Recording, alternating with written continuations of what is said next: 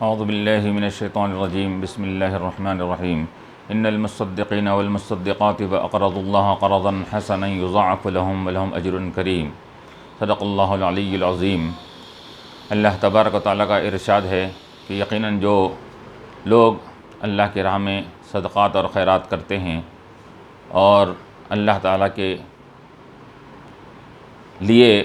لوگوں کو خیر خیرات اور خرچ دیتے ہیں تو ان کے لیے دگنا اجر و ثواب ہے اور ان کے لیے اجر کریم ہے۔ تو من جملہ ان صدقات واجبہ کے جو ایک مسلمان صاحب نصاب پر واجب ہے، ان کے من جملہ ایک صدقہ فطر بھی ایک مسلمان پر یہ صاحب نصاب جو ہوتا ہے اس کے اوپر واجب اور ضروری ہوتا ہے۔ یہ صدقہ فطر اس کا وجوب کب ثابت ہوتا ہے؟ تو علماء فرماتے ہیں کہ اس کا وجوب یہ واجب کب ہوتا ہے؟ یہ عید الفطر کے دن صبح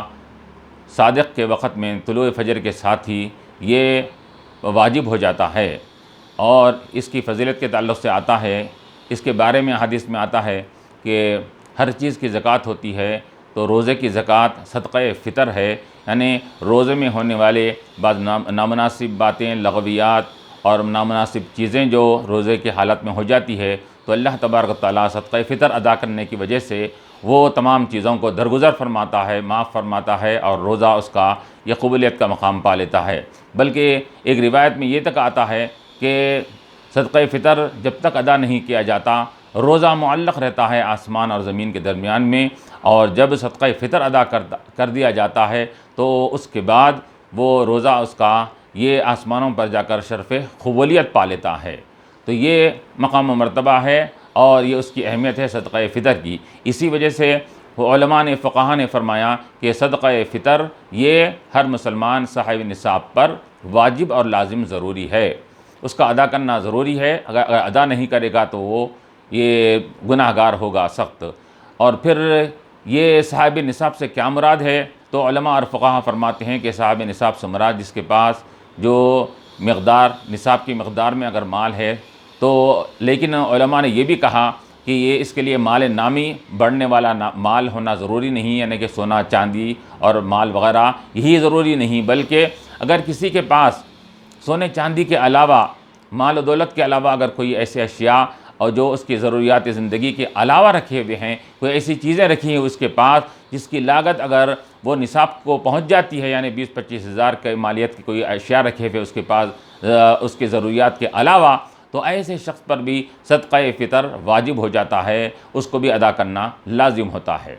اور پھر یہ صدقہ فطر کن کی طرف سے واجب ہے، کن کن پر واجب ہے؟ تو علماء فرماتے ہیں کہ یہ تو صاحب نصاب پر واجبی ہے، اور اس کے ساتھ ساتھ اگر نابالغ اگر کسی کے بچے ہیں، چھوٹے بچے ہیں، تو ان کی طرف سے بھی باپ کو صدقہ فطر ادا کرنا یہ واجب اور لازم ہے۔ کب؟ جب اگر نابالغ لڑکوں کے پاس یا لڑکیوں کے پاس اگر ان کا کوئی مال نہ ہو تو ایسی صورت میں باپ اس کو ادا کرے گا، اور اگر بالغ اگر کوئی اس کے اولاد ہے تو بالغ کی طرف سے ادا کرنا واجب تو نہیں ہے، لیکن اگر باپ یا سرپرست گھر کا اگر ان تمام لوگوں کی طرف سے صدقہ فطر کو ادا کر دیتا ہے تو پھر یقیناً وہ ادا ہو جائے گا۔ تو اب صدقہ فطر کی مقدار کیا ہے، اور تو اس بارے میں جو احادیث شریفہ میں ہم کو روایتیں ملتی ہیں اس سے ہم کو ثابت ہوتا ہے کہ صدقہ فطر کے لیے یہ احادیث میں آیا ہے کہ تم صدقہ فطر کو ادا کرو، تو یہ گیہوں کے لیے نصف سا کا لفظ آیا ہے کہ آدھا سا دیا جائے گا،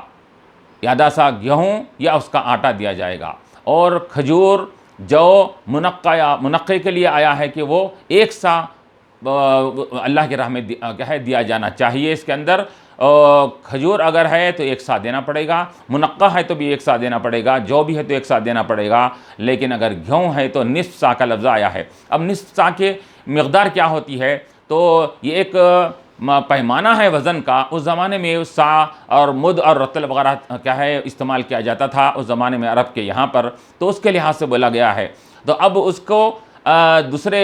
وزن کے، آج کے موجودہ زمانے کے وزن میں اگر اس کو ڈھالا جاتا ہے، کنورٹ کیا جاتا ہے، تو اس کے بعد ڈھالنے کے بعد، اس کو کنورٹ کرنے کے بعد یہ علماء کے درمیان میں اختلاف آیا ہے۔ تو چنانچہ وہ نصف سا کا یہ اس کو پیمانے میں آج موجودہ زمانے کے لحاظ سے اگر اس کو کنورٹ کیا جاتا ہے تو اس کے لحاظ سے بعض علماء نے کہا کہ نصف سا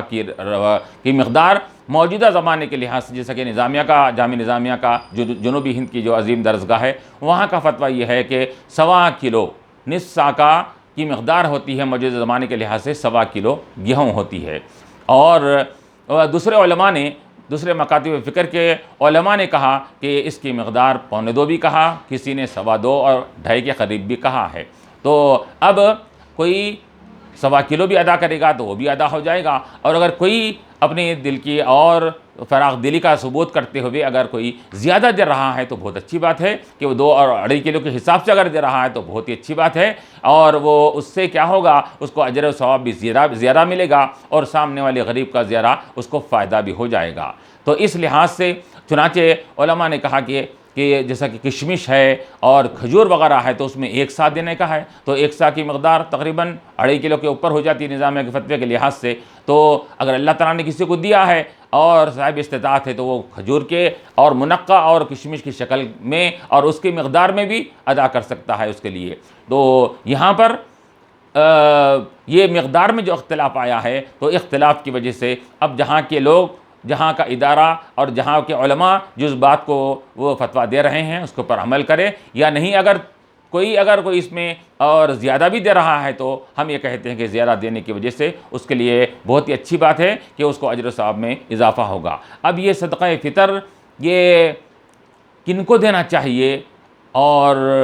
کون حضرات اس کے یہ مصارف ہوتے ہیں، تو فقہاء نے فرمایا کہ صدقہ فطر کے مصارف اور صدقہ فطر انہی کو دیا جائے گا جن کو زکوٰۃ دی جاتی ہے۔ جن کو زکوٰۃ دی جاتی ہے انہی کو صدقہ فطر دیا جائے گا، اور جن کو زکوٰۃ نہیں دی جا سکتی ان کو صدقہ فطر ادا نہیں کیا جا سکتا، نہیں دیا جا سکتا۔ تو جیسا کہ آپ کو زکوٰۃ کے مسائل میں آپ کو بیان کر دیا گیا تھا کہ کن کو زکوٰۃ نہیں دی جا سکتی ہے، وہ تمام تفصیلات اس کے اندر بیان کر دی گئی تھی۔ تو غرض یہ کہ یہ صدقہ فطر کب ادا کریں، البتہ تو علماء فرماتے ہیں کہ واجب تو عید کے دن ہو رہا ہے، لیکن 1 دن 2 دن پہلے یہ اس کو ادا کر دینا یہ بہتر اور افضل ہے کہ پہلے ہی ادا کر دیں تاکہ غریب کا بھی فائدہ ہو جائے اور آپ کا صدقہ بھی ادا ہو جائے۔ تو 1 دن پہلے 2 دن پہلے بھی ادا کر دیں تو یہ بہتر ہے، یا اگر عید کے دن بھی ادا کرے گا، نماز سے پہلے ادا کرنا یہ افضل اور بہتر ہے، اور اگر کسی نے ادا نہیں کیا تو نماز کے بعد بھی آ کر ادا کر سکتا ہے، اور اس میں بلا وجہ کے اس کے اندر تاخیر کرنا یہ کراہت کا سبب بن جاتا ہے۔ تو اسی وجہ سے یہ چاہیے کہ مناسب یہی ہے کہ 1-2 دن پہلے یہ صدقہ فطر کو اپنے طرف سے نکال دے، تاکہ یہ صدقہ فطر نکالنے کی وجہ سے آپ کے کو روزے کو بھی قبولیت کا مقام مل جائے، اور پھر اس کے ساتھ ساتھ روزے کے اندر آپ سے اندر جو کوتاہیاں ہوئے ہیں وہ بھی معاف ہو جائیں، اور اس کے ساتھ ساتھ پھر یہ کہ غریب کا فائدہ بھی ہو جائے، مسکین کا فائدہ بھی ہو جائے، اس وجہ سے 1-2 دن پہلے نکال دینا چاہیے۔ اب رہا کہ یہ ایک شخص کا صدقہ فطر ایک کو دیا جانا چاہیے یا کئی اشخاص کو دیا جا سکتا ہے، تو علماء فقہاء نے فرمایا کہ ایک شخص کا صدقہ فطر کم از کم 1 مسکین کو دیا جانا چاہیے، یہ بہتر اور افضل ہے تاکہ اس کے لیے ضروریات کی اس کی تکمیل ہو سکے اس کے اندر۔ لیکن اگر کسی نے ایک شخص کے صدقہ فطر کو کئی اشخاص میں اگر بانٹ دیا انہیں، جیسے موجودہ زمانے کے لحاظ سے 60 روپے 50-60 روپے اگر اس کی ہوتی ہے، اگر کوئی 100 روپے کے حساب سے دے رہا ہے تو بہت اچھی بات ہے کہ پر ہیڈ یعنی فی کس 100 کے حساب سے اگر کوئی دے رہا ہے تو بہت اچھی بات ہے۔ تمام مکاتب فکر کے علماء کے لحاظ سے یہ صدقہ فطر یہ بالاتفاق جائز ہو جائے گا، اور کسی کا اختلاف اس میں نہیں رہے گا، تو 100 روپے سے ادا کر رہے گا تو ایسی صورت میں تو ایک صدقہ فطر ایک شخص کو دینا یہ افضل ہے، مسکین کو دینا افضل ہے۔ اگر کئی اشخاص کو دے تو وہ بھی جائز ہے۔ اسی طرح اگر کئی اشخاص کے صدقہ فطر کو ایک مسکین کو اگر دیا جا رہا ہے، مثال کے طور پر گھر میں 5-6 افراد ہیں، وہ 500-600 روپے اگر پورے افراد خاندان کے اگر کوئی زیادہ ضرورت مند اگر ہے تو اس کو ادا کیا جا رہا ہے، تو پھر وہ کئی اشخاص کے صدقہ فطر کو ایک شخص ایک مسکین کو بھی دیا جا سکتا ہے۔ تو یہ صدقہ فطر کے یہ احکامات تھے، اور پھر یقیناً یہ صدقہ فطر یہ ایک